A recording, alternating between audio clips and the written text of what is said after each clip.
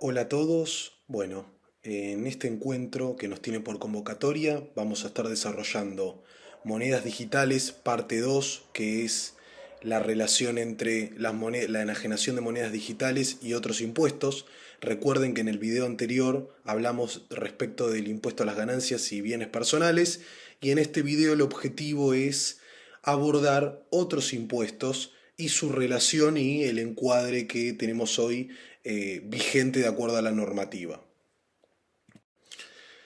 Dentro de los impuestos que vamos a abordar, siempre el mismo esquema. Todos los videos que voy a desarrollar y que vengo desarrollando van a tener el mismo esquema para que puedan ir entendiendo los casos concretos. Vamos a desarrollar el impuesto al valor agregado, el impuesto sobre los débitos y créditos bancarios, qué relación hay entre la enajenación de criptoactivos y el monotributo, qué relación hay también con ingresos brutos. ¿Qué sucede en el caso de la facturación? La emisión de comprobantes, la duda que siempre surge respecto de las personas que operan en este mercado. Y vamos a hacer una especie de cuadro resumen para el que no vio el primer video. Obviamente le recomiendo que vean el primer video porque el cuadro resumen es muy simplificado respecto de las cuestiones que hablé en el anterior encuentro. Y como punto final, las conclusiones finales para que no solo tengamos un relevamiento normativo, sino tener una conclusión y que esto nos deje por lo menos alguna reflexión respecto de lo que tenemos como normativa vigente. Impuesto al valor agregado. Como siempre voy a ir hablando, como hablé en ganancias y bienes personales, tenemos distintas posturas y nuestro objetivo es tratar de interiorizarnos en todas, exponérselas a ustedes para que cuando asesoren a los contribuyentes o asesoren respecto de las operatorias, mismo para ustedes, nosotros como profesionales también podemos estar invirtiendo en el mercado de criptomonedas y en este escenario es importante siempre refrescar un poco qué tenemos como normativa. Volviendo al impuesto al valor agregado, tenemos dos posturas. Hay una postura que es la postura de no grabado, ya que desde el punto de vista del elemento objetivo del análisis de una norma tributaria, nos encontramos que la enajenación de monedas digitales no es asimilable ni a una cosa mueble, ni a una locación, ni a una prestación de un servicio. Entonces, desde ese sentido partimos de la premisa que la enajenación de monedas digitales no estaría alcanzada en el impuesto al valor agregado. Ahora, también tenemos otra postura, que tal vez es una postura más fiscalista, donde se establece que la enajenación de monedas digitales está alcanzada.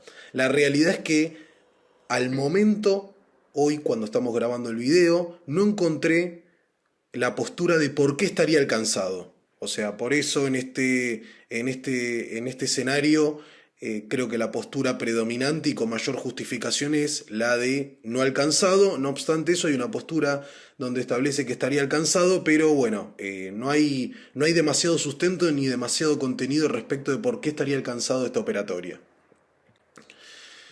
Impuestos sobre los débitos y créditos bancarios. También tenemos en este escenario la postura grabada y no grabado.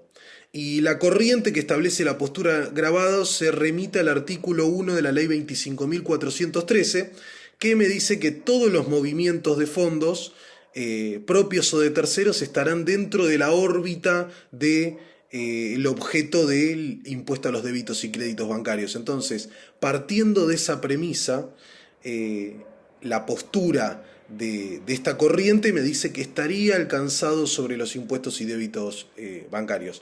Después hablemos de otras cuestiones. Es muy difícil generar la trazabilidad después en monederos digitales, etcétera. O sea, después podemos hablar de otras cuestiones que son las contextuales. Acá yo solo me voy a remitir a la normativa. Respecto a la normativa hay una postura que diría que todos los movimientos de fondos, propios o de terceros, y por esa justificación encontraríamos que las monedas digitales estarían dentro de esta órbita. Ahora, hay otra postura que es la no grabada que me hace una interrogante en primer lugar y me dice, ¿se puede considerar como movimientos de fondos a las monedas digitales? Y en este sentido me quiero remitir a una publicación que hizo el BCRA en mayo de este año, mayo del 2021, y también esta postura se había sostenido allá por el año 2014, donde establece que las monedas no se consideran de curso legal. Entonces, al no considerarse una moneda digital de curso legal, significa que cuando hablamos de fondos, tal vez no es la postura o la palabra semánticamente correcta para establecer si está alcanzado o no. Pero bueno, en este caso tenemos estas dos posturas. Les repito, tal vez en algunos otros países, como estamos viendo hoy en la actualidad, las monedas digitales se van legalizando en este sentido, no es porque eran ilegales, sino porque los estados las están adoptando como monedas de curso legal. No es así el caso de la República Argentina, y esto lo refuerza en mayo del 2021 el BCRA. Monotributo. ¿Qué sucede con el monotributo? Todo esto que voy a exponer sobre el monotributo es independientemente de las reformas que hubo sobre los montos de facturación, los regímenes de transición fiscal, etc. Vamos a hablar pura y exclusivamente de monedas digitales. En el caso de que las monedas digitales se consideren una actividad financiera, habría una limitación muy grande, ya que no podría tributarse bajo el régimen simplificado por la misma limitación que interpone el artículo 1 del decreto reglamentario del año 2010.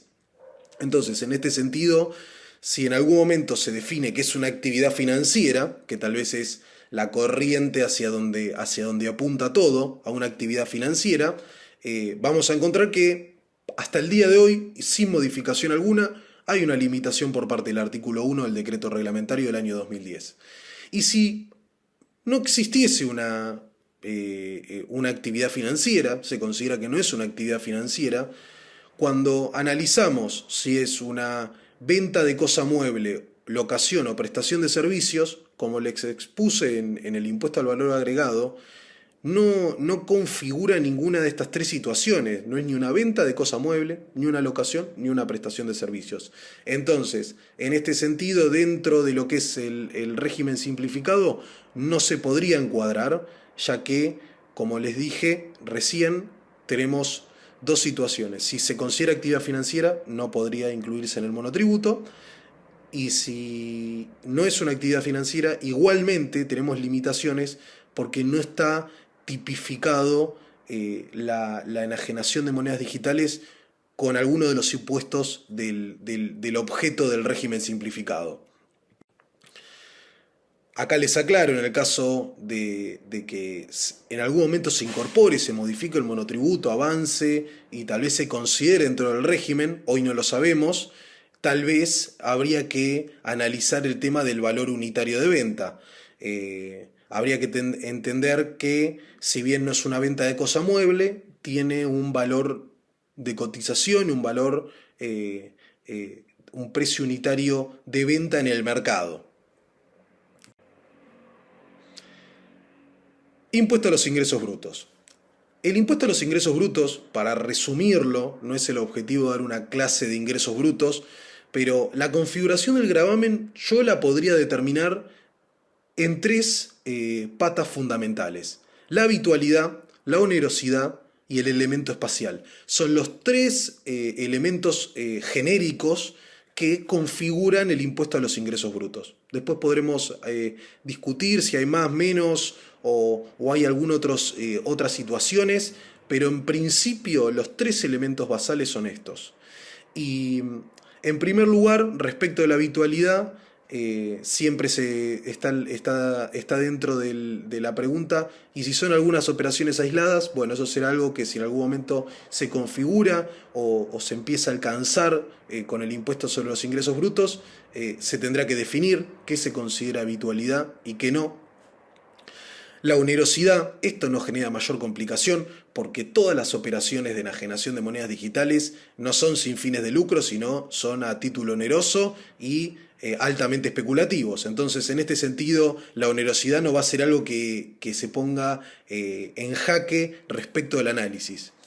El punto que a veces o que hoy nos está generando mayor conflicto, teniendo en cuenta que la conformación federal de la República Argentina, donde la misma Constitución establece un gobierno central y tenemos después pequeños gobiernos que administran su territorio, el elemento espacial tal vez es el elemento más complejo de analizar en esta situación. ¿Por qué?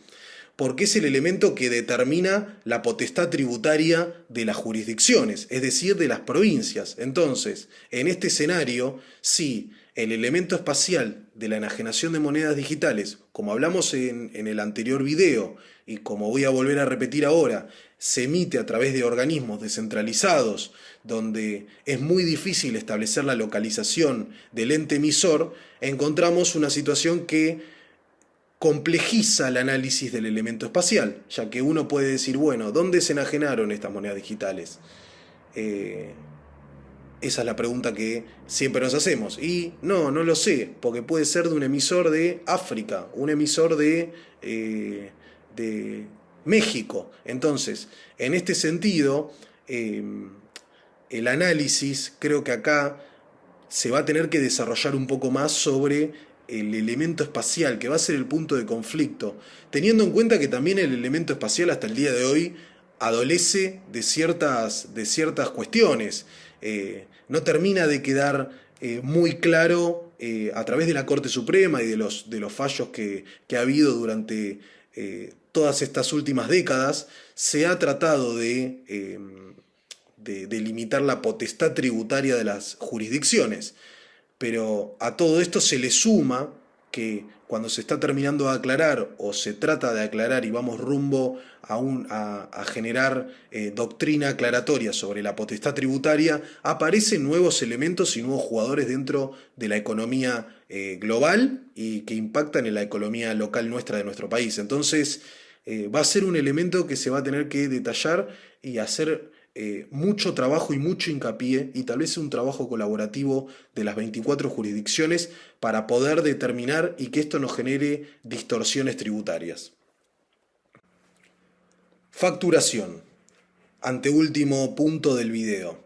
En este sentido, si analizamos la Resolución General 1415, vigente aún, en el artículo 1 me establece ciertas situaciones que obviamente van a generar la obligación de emitir comprobantes, que todo se asimila a venta de cosas muebles, locación de servicios y prestaciones de servicios. Entonces, en este sentido, el artículo 1 de dicha resolución, como mencionamos anteriormente, y también por el año en que fue emitida, en el año 2003, no contemplaba la enajenación de monedas digitales. Entonces, desde este punto, a nuestro criterio, a nuestro entender, no podría encuadrar en ese artículo 1, sino tal vez la situación de enajenación de monedas digitales sea asimilable a lo que establece el anexo 4 de la misma resolución, donde establece las operaciones de agentes de bolsa y las operaciones en mercado abierto. Tal vez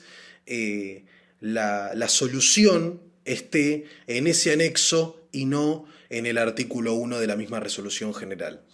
Por otro lado, de manera indirecta, la resolución general 4395, que es la resolución donde me establece qué documentación necesito para poder hacer la liquidación del impuesto cedular establecido por la ley 27430, me habla de que en ese caso, me pone el supuesto en el artículo 2, ¿quién es el agente que me debe proveer la documentación? Entonces, dentro del universo de la imposición cedular, como vimos en el video anterior, se alcanzaba la operatoria de monedas digitales. En este caso, yo estoy hablando específicamente de criptoactivos, no de monedas digitales en su sentido amplio. Estamos hablando de bitcoins, ethereum, etc. Entonces, en este sentido, me dice que el comprobante me lo tendrá que emitir el agente liquidador. En este caso será un exchange con quien yo opere para la operatoria de compra-venta de monedas digitales.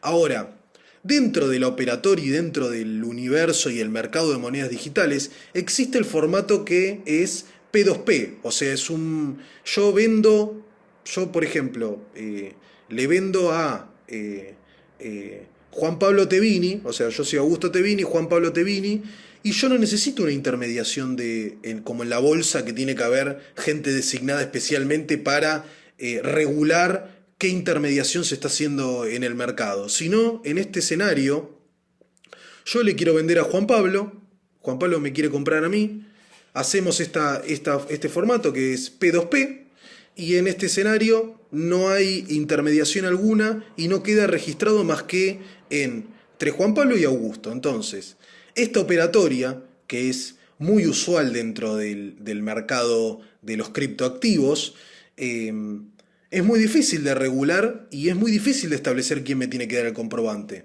Porque, ¿qué pasa si yo compré monedas digitales y hago una sola operación? No soy habitualista y no tengo que inscribirme en ningún impuesto, no está regulado la operatoria comercial del P2P. Entonces, ¿qué va a pasar en esa situación? ¿Quién me va a tener que dar el comprobante? Y estas situaciones son bastante complejas, porque si yo estuve haciendo esta operatoria, la realidad es que no voy a tener un comprobante un comprobante de liquidación, como se tendría que establecer tal vez con un exchange que me dé un documento de liquidación. Si yo lo hago entre dos personas habitualistas, no inscriptas, y que es una operación totalmente espontánea y tal vez es una sola operación por única vez, ¿cómo se va a regular y cómo se va a dejar establecido mediante documentación esa operatoria? Y esto es muy importante porque nosotros como profesionales, cuando tomamos la responsabilidad de liquidar un impuesto a un contribuyente, a un cliente, o tratamos de asesorar y tenemos que pedir documentación, en este caso nos encontramos con un vacío porque no tenemos documentación de respaldo, y nosotros como profesionales somos los que vamos a determinar el impuesto en base a lo que nos diga el cliente, con la documentación de respaldo para poder contrastar que lo que nos está diciendo es coherente con lo que después vamos a declarar. Entonces, en este sentido, es uno de los puntos también que queda grises. ¿Qué va a pasar con la operatoria P2P? A modo de resumen, ya terminando el video, tenemos las siguientes situaciones. Les recomiendo, para los que no vieron, ver la parte 1, ganancias y bienes personales, para poder refrescar o tener un poco más de contenido respecto de todo este universo, pero acá lo dejamos a modo de resumen. En ganancias, la operatoria está alcanzada por la imposición cedular, en el caso de las personas humanas. Bienes personales, como les comenté, tenemos 3 posturas: alcanzado, no alcanzado o exento. Les recomiendo por eso que vean el video. Dentro del monotributo, a modo de resumen de lo que vimos ahora, no encuadra dentro del régimen. En el IVA podemos determinar que no está alcanzado. En ingresos brutos, si no se configura el elemento espacial, no debería estar alcanzado. Entonces, como les digo, les dejo esa incógnita. No hay dictamen o por ahora no hay un avance normativo o doctrinario sobre cómo se va a configurar el elemento espacial. Y después, como último punto, tenemos las conclusiones, que en este caso, vuelvo a repetir, que la falta de claridad, tal vez en estas situaciones, tanto como vimos en el video anterior y en este video, puede llegar a veces a que los bancos cierren las cuentas bancarias de las personas que emiten, independientemente de que tal vez esa persona no es un evasor, sino es una persona que está declarando, está operando, está especulando. El mercado de los criptoactivos, por lo menos en el 2020, fue uno de los que más rendimientos dejó. El orden especulativo dejó un montón de dinero para los que supieron aprovecharlo, y todo eso va a significar materializado en movimientos de fondos, en dinero, en compra de bienes, y todo esto nos encuentra que a veces los bancos, porque uno de un exchange se lo depositan, se lo transfiere a una entidad bancaria, está generando que los bancos cierren cuentas bancarias porque tal vez no hay una operación de respaldo. Y mostrarle el mero celular o hacer un print de pantalla de que vendiste e hiciste operaciones no es respaldo suficiente para una entidad que respeta una burocracia como un banco. Y por otro lado, como conclusión, porque ya tenemos conclusiones en el anterior video, es que todo esto nos determina que la falta de claridad de encuadre va a generar más distorsiones y va a generar un desborde en en todos los niveles de gobierno, tanto a nivel nacional, provincial, y tal vez en algún momento, si las municipalidades quieren intervenir, como termina sucediendo históricamente, van a tener un desborde respecto de la falta de regulación y el avance económico que existe. Desde el primer video que hice la anterior vez hasta ahora, no hubo ninguna modificación, pero sí el mercado va cambiando y cada vez se va actualizando más. Entonces es importante que se tome conciencia sobre este mercado que mueve miles de millones de dólares al año. Les agradezco por su tiempo, le agradezco al área de asesores técnicos, tributarios, y le agradezco sobre todo al Consejo por siempre brindarnos un espacio a los jóvenes profesionales. Gracias.